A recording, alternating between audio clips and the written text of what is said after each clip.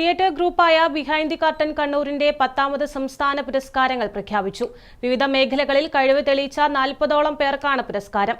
ദൃശ്യമാധ്യമ രംഗത്തെ മികവിന് Kannur vision cameraman Nikesh താവത്തിനാണ് അവാർഡ്. നാടകത്തെയും നാടക കലാകാരന്മാരെയും ചേർത്ത് നിർത്താനാണ് എല്ലാ വർഷവും തിയേറ്റർ ഗ്രൂപ്പായ ബിഹൈൻഡ് ദി കർട്ടൻ പുരസ്കാരം ഏർപ്പെടുത്തുന്നത്.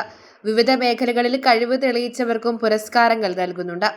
2026 നാടക പ്രതിഭയായി ബിന്ദു സുരേഷ് കൊല്ലം, നാടകരംഗത്തെ യുവപ്രതിഭയായി നിജിൽ ദാസ് കൊല്ലം, നാടകരചനയ്ക്കുള്ള സാഹിത്യശ്രീ പുരസ്കാരം റഫീഖ് മംഗലശ്ശേരി, നാടക ഗുരുപൂജ പുരസ്കാരത്തിന് ടി പവിത്രൻ, പ്രവാസി നാടകമേഖലാ പുരസ്കാരത്തിന് ഗിരീഷ് അവണ്ണൂർ എന്നിവർ അർഹരായി.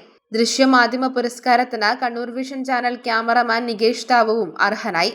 സംഗീത, അഭിനയ, അധ്യാപക, നൃത്ത, കലാശ്രീ പുരസ്കാരത്തോടൊപ്പം ചാക്യാർകൂത്ത്, നാടൻപാട്ട്, തെയ്യം തുടങ്ങിയ മേഖലയിലുള്ളവർക്കും പുരസ്കാരം നൽകുന്നുണ്ട്.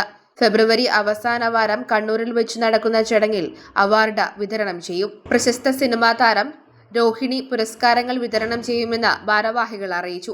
അഭിനയശ്രീ പുരസ്കാരം പ്രകാശൻ ചെങ്ങലെ, സുഭാഷ് ദാസ് ദുബായ്.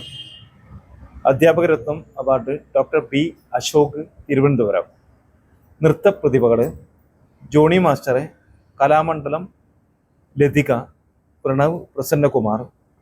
കലാശ്രീ പുരസ്കാരം Devaraj, Devaganga, Agnes, Ann Roshan Manohar, PMM ഇവാമിക, GS Kalamandalam Nandana, Baiju Karunakaran, Joy master, Johnson Punchakkad, Karthik Shankar, Vijayan Thiruvoth, Adith ശരത്തഴക്കുന്ന്, Percy Mary Joseph, Binghosh Varghese, Abhiram, Shameem Sivapuram, Nikesh Thavam.